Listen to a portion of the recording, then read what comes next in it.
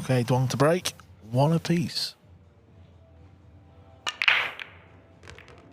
I think it was 2 breaking runs to open here.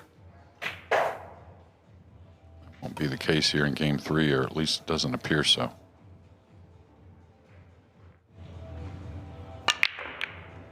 And that familiar cue ball arcing below the 9.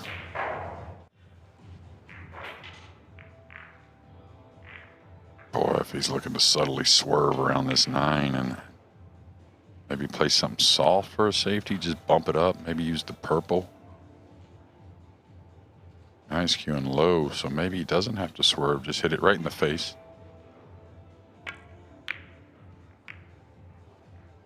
And just take your chances holding the cue ball on the bottom cushion.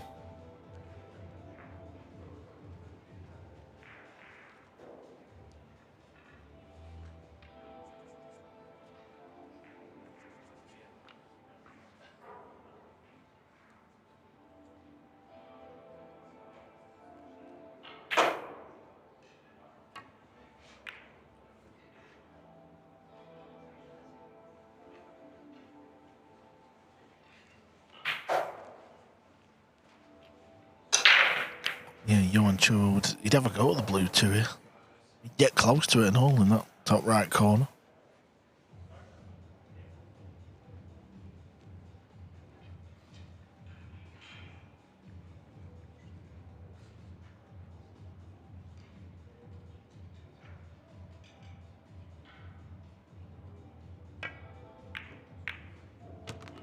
We talked about that earlier with a similar shot. I think it was by Tyler Steyer, that sometimes you leave the player just the piece they need. Get after the make. What do you like at that shot, JJ, when you played? Was you good at that, like, real extreme thin cut? Not bad, yeah, not bad.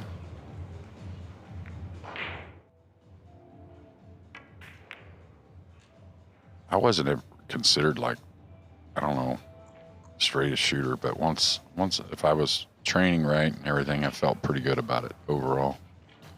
Didn't feel like I gave away too many easy misses, but if I wasn't training, oh boy, you better watch out. The rail seemed bigger than the pocket, that's for sure.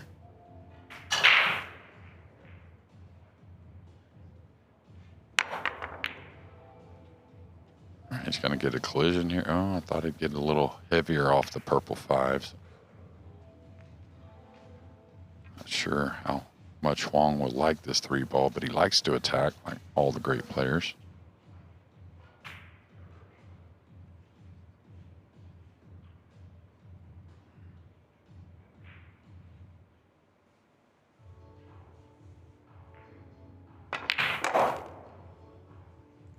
Yeah, one of the shots of the day there. Really good powering through, holding the 9 on both sides.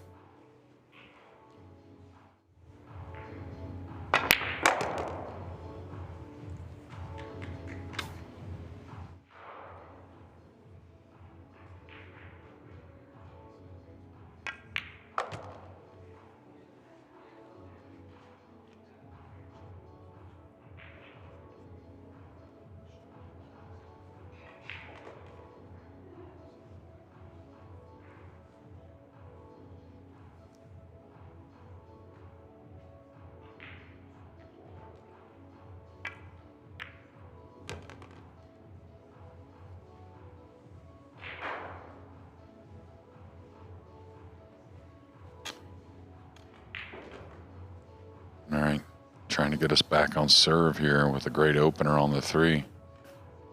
Not a whole lot of worry here with the 8 so playable. Just don't get missable on the 7.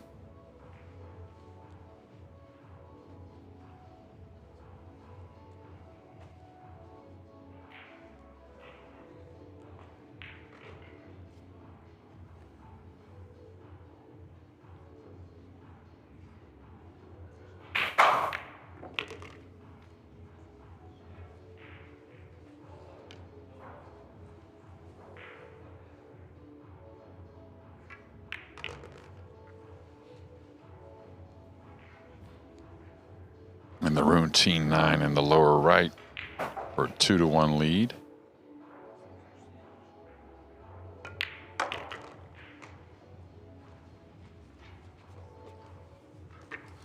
Yeah, Robbie Capito's just started out his match on table 2.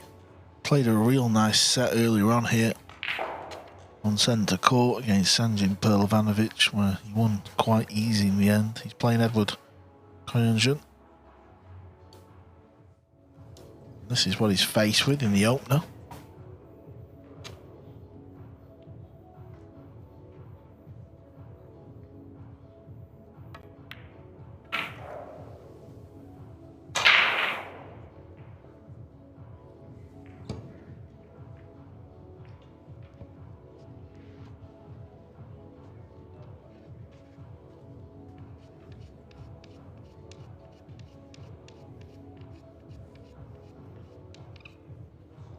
And there's that one you were talking about.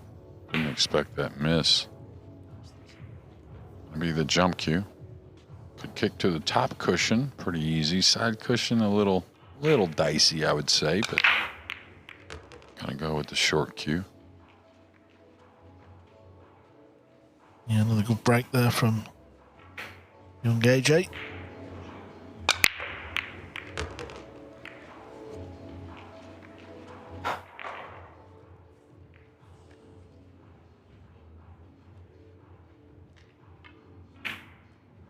That's a hard ball to want to go at. You're going away from the 3 a little bit.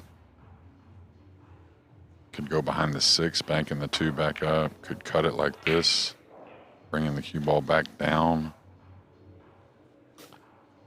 Yeah, Edward knocked the jump shot in that Jeremy was talking about, and he's potted the 9 as he takes the opener.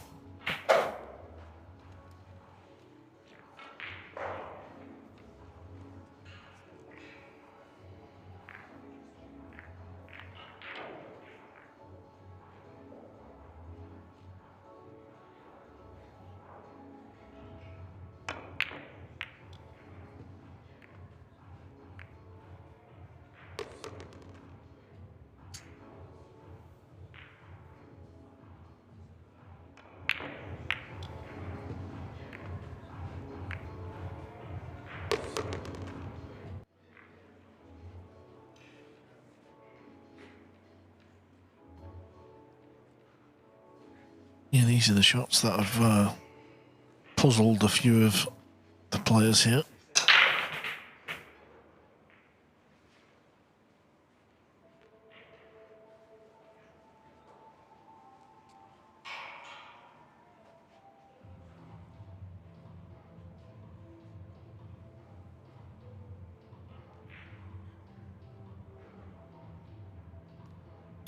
Six ball will be in his mind a little bit, yeah. Kind of threw his cue at that a little bit. He's going to get away with one. Yeah, and seen a little body movement from Duong today that you don't normally see. Or you steal with the body usually.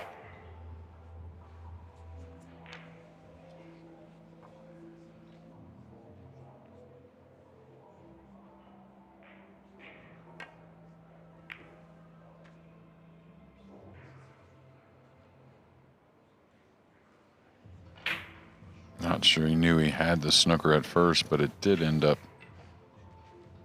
as an eclipse behind the pink 4.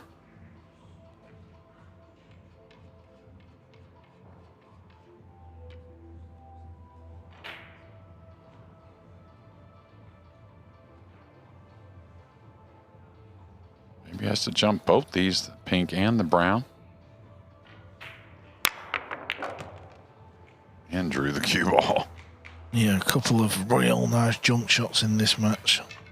Yeah, and I think the pink sneaks by the green 6. Might be tight. Maybe it's not there, but what a shot here. That's one thing you don't see as much of with the jump cue these days. Like we had to use the full cue back in the day, really jumping and drawing the ball.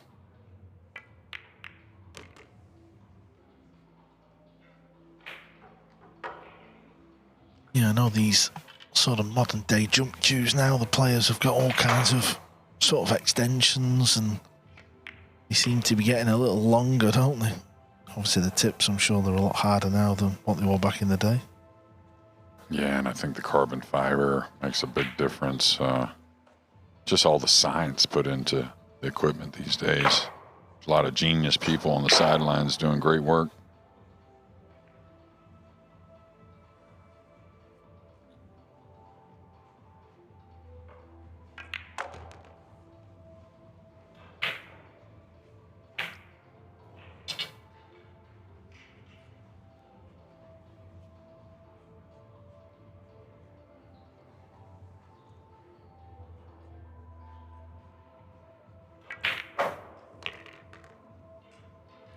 This is a lot better.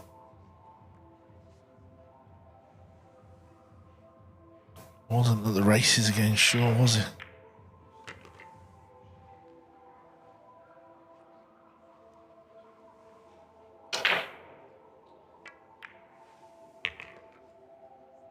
Rack number 4 goes to Bangkok Kwang, 3-1.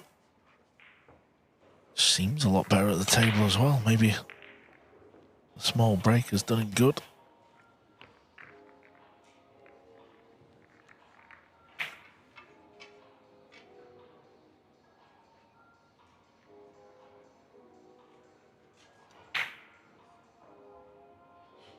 Obviously, Vietnam's such a big territory for the game of 9-ball. When we went to the Hanoi Open a couple of years ago, we've seen things we probably thought we never would see, Jeremy, there with the crowd, especially on finals day.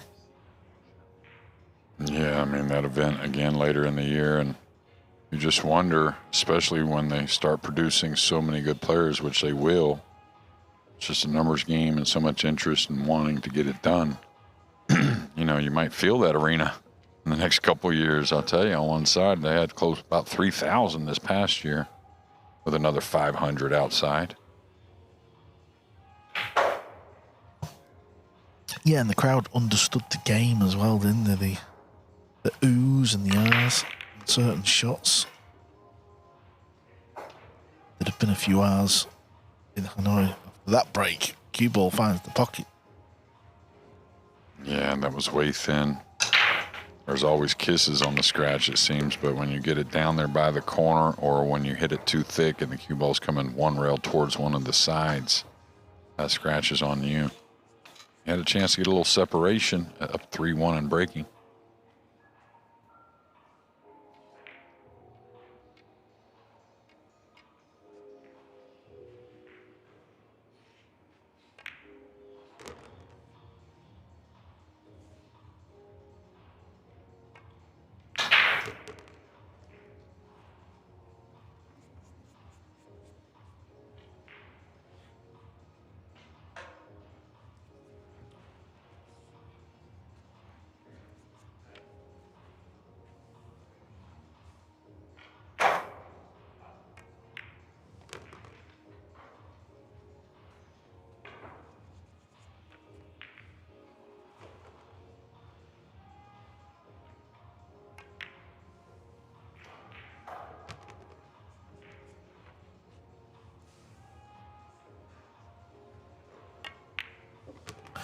There's no checking angles, is there? Walking round.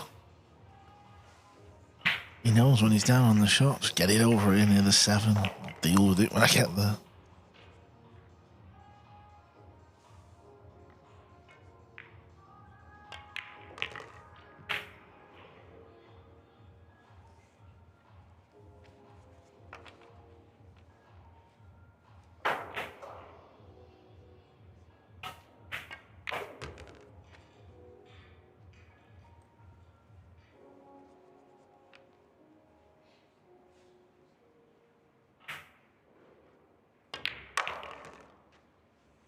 Jams the 9-ball hole.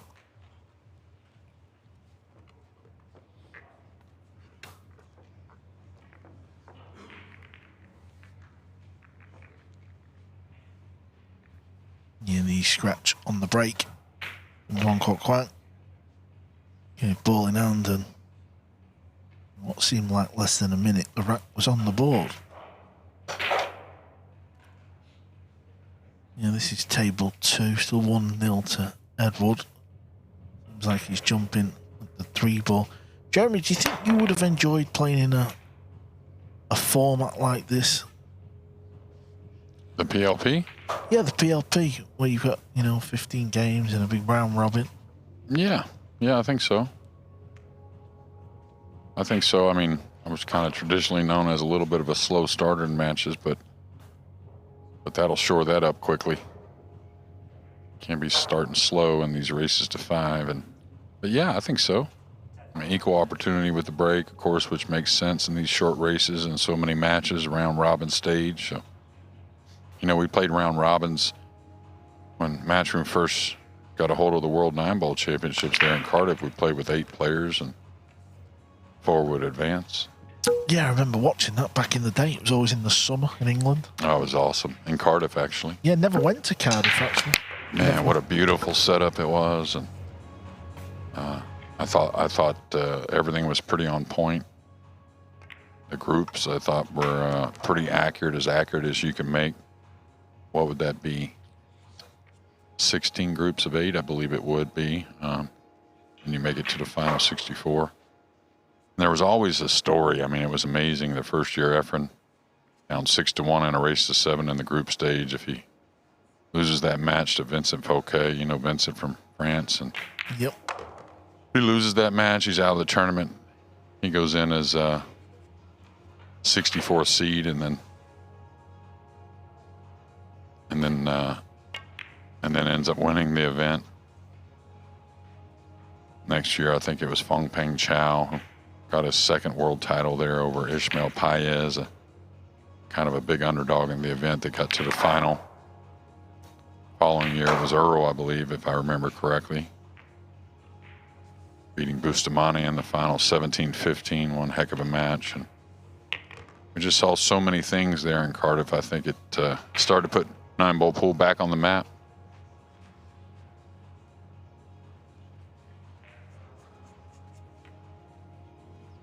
Yeah, I just always seem to remember it was in the summer of England, and we used to be in Blackpool at the English 8-Ball World Championships. It was always at the same time, and often we'd go upstairs into the lounge area and it'd be on the big screen TV. And a lot of us English pool players back then, obviously. I think Darren Appleton had played in that event at some point, so I was a little younger, but I always thought, this is a bit of a crazy mad game, this 9-ball. Yeah, and it first time I ever laid my eyes on Dennis Akulo, he was in my group. Maybe that was 2002, I believe it was, something like that. One of the last years it was in Cardiff before it moved on to Chinese Taipei and then on to the Philippines.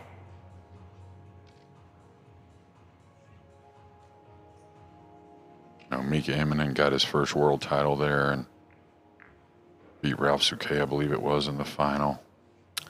Yeah, also Thorsten home, and I remember Thorsten winning in that arena. Yeah. Played Thorsten a couple times, and a couple of those years fortunate enough to beat him.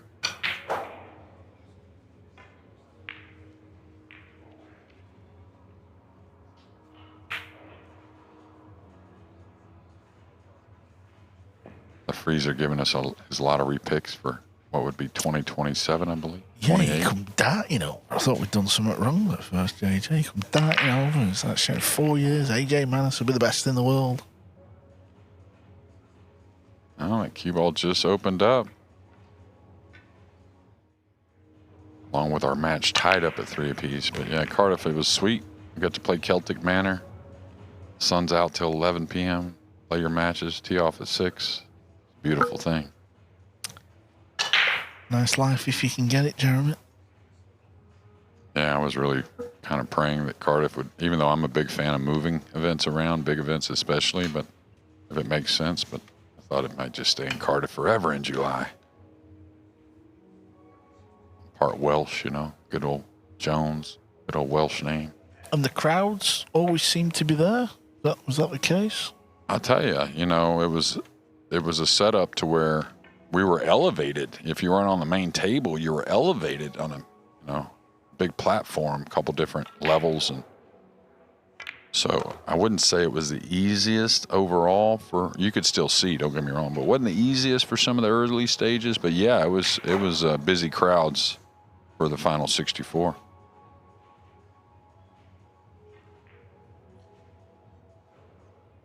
course, Steve Davis made a couple incredible runs at that event. Showed everyone how genius he is in any cue sport. Not only he didn't dog it, that's I think the main thing that Steve was so good at, just under pressure, but in a 6 months' time, he seemed like one of the best tactical players in the game, pushing out or whatever it may be. But you ever remember the match with him and Efren? Pretty incredible. I think it was the semis maybe, or quarterfinals maybe. Yeah, I remember when he played Mellin and all one of the years. I don't know if it was the same year as you're talking about, but I think Mellin ended up losing to the Dancing Bear. Alain Martel, what a player. I remember him because he used to wear the big, like, granddad cardigan, didn't he? Yeah.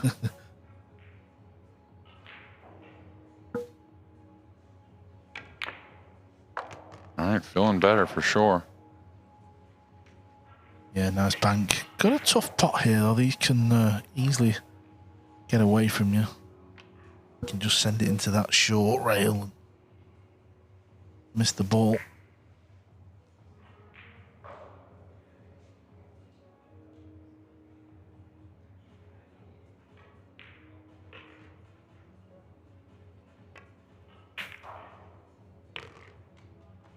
Amazing. Looks like a completely different player.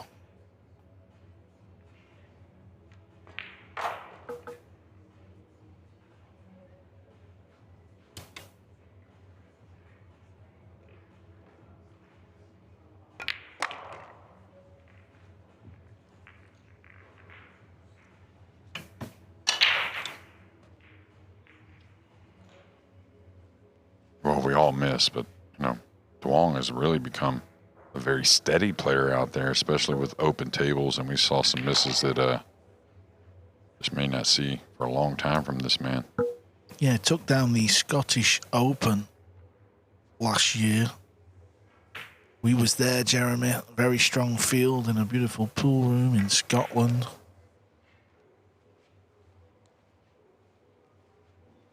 Pool room's actually owned by Jason Shaw's sister and brother-in-law, McGoldrick's Pool and Snooker Club, or Sports Lounge, whatever it's called. It's definitely McGoldrick's, I know that.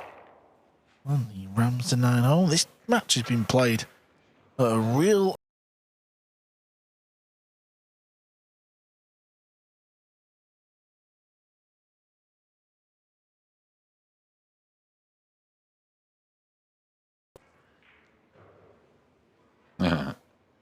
You can tell Jason's 3-0, right?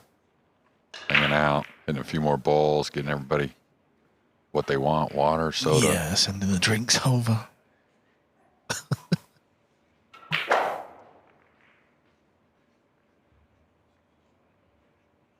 Yeah, 4-3. And a grind on table 2. They've been playing a little while for just 1-1.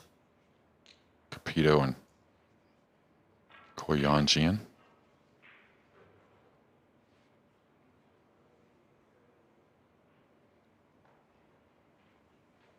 Me and Scott were talking about it, It's got to be, 18 hours in the air at least from the Philippines, I would think, something like that. And he just arrived 48 hours ago. I think he maybe, not much experience with the long trips, I don't think either. Of course, how much can he have? He's only 17, but...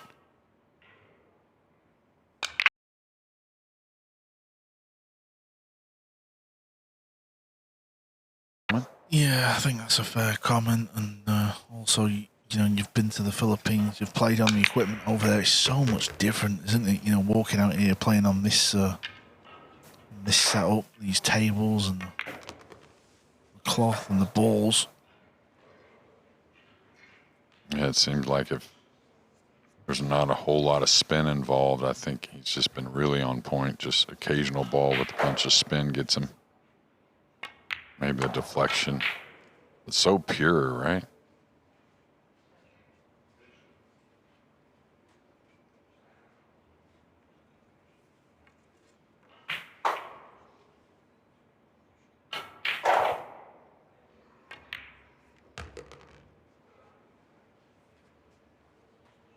All right, he's got to work the cue ball here. What we all love to see. Ball's going with a little authority as the cue ball comes around. Now he wants to avoid the rail. Doesn't want to get flat on the 7, somewhat straight with the 8 up table. This is what I was talking about. This happens so often when you're coming around, and now he's got to show us a bit.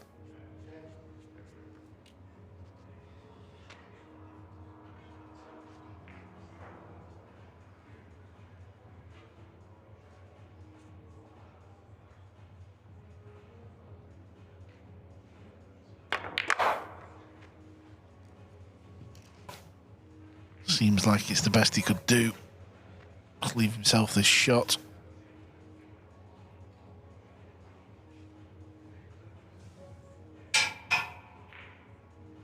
Going low, but I don't think he's hitting the cue ball there. Well, he is. Oh, wow. How well did he cue that one, Jeremy? Yeah, well, I mean, just when you go through the ball every time, I mean, when you fall comfortable, it's going to be good things. And all shots just tend to become very easy, it seems like. Yeah, many a player would have sort of knocked that in a bit higher, wouldn't they? And just come round and try to avoid the 9 ball. So it just shows you the confidence the young man has. And even though he's not won a match yet, he's been involved in them all, hasn't he? He's been there. He's just not got the W.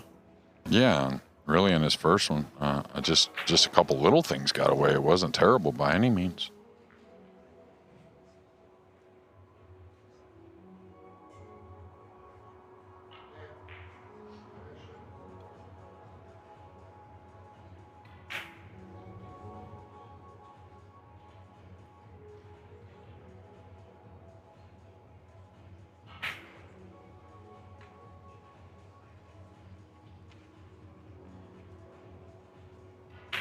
Okay, Twong's going to be breaking.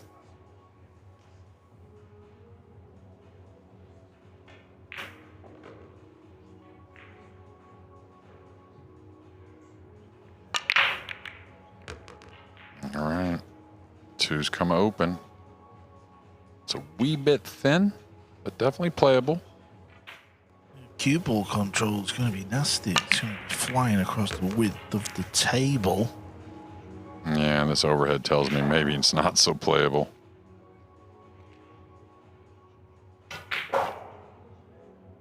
Both players playing for their first point of this year's tournament.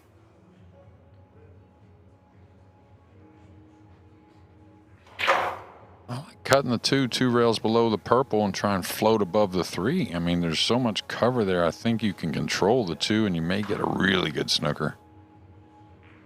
May not be there, though. Not bad. Not bad. I mean, you got to consider himself a favorite from here. Yeah, well, he's got the short cue in hand. Obviously, at this level, we know he's going to hit the blue 2.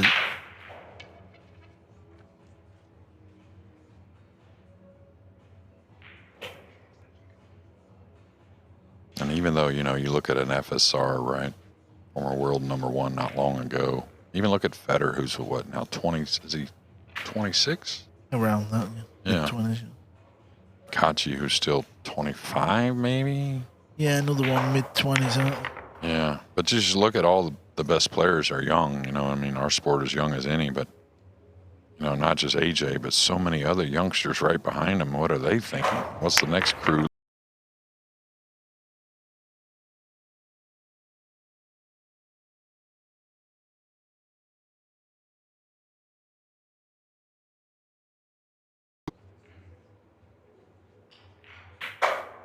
Yeah, well, you know, we look at each other sometimes and we watch some of these matches and it makes us think, man, we should maybe be playing out there. And then we're easily reminded. Lack of oxygen to the brain there for a moment at times. Well, Scott Frost had a go, didn't he?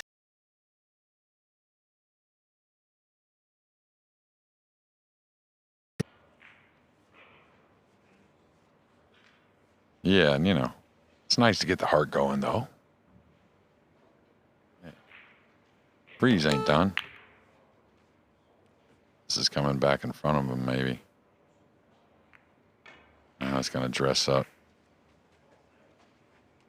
So the first real look for DeWong.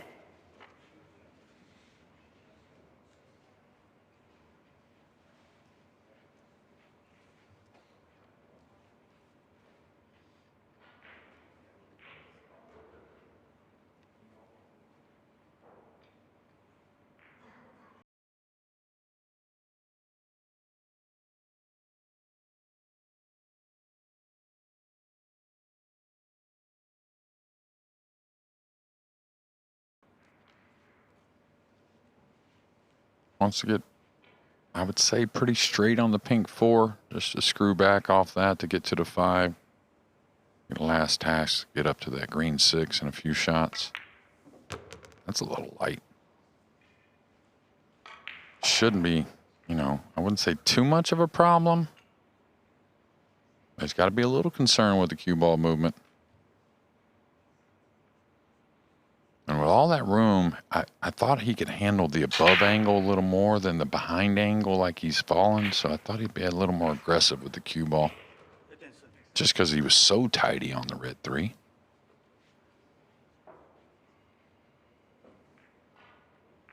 Now do you stun, trying to come one rail maybe into the 7? Do you draw for the gap?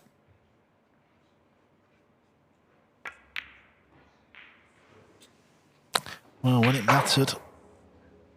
mattered, Jeremy, he's missed another ball. Yeah, and I don't know. I think that's just really comes back to the 3 ball. I mean, when you're in good position, you stay aggressive to stay in very good position on the next ball. You know, when you get a little out of line, that's when you kind of pull back on the reins a little bit.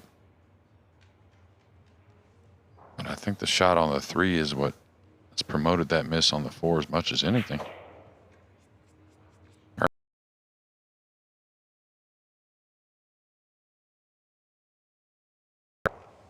He's going to fall a little straight here.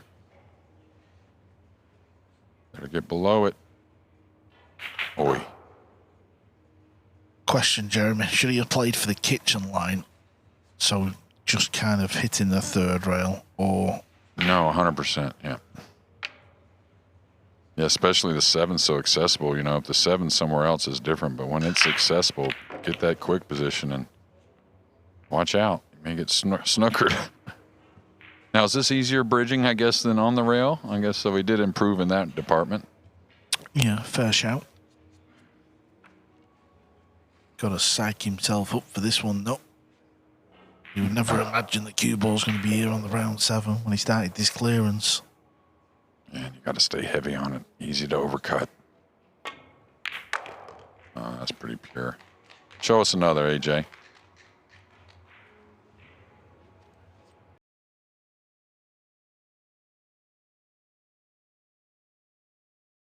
It's so tempting instead of just holding and cutting the 9, which I think he does have. No, he's holding or drawing even.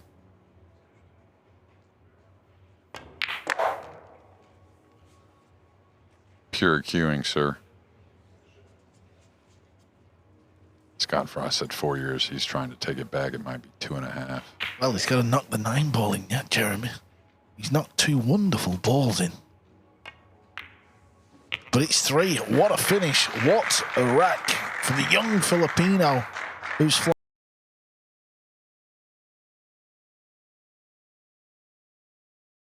to 4.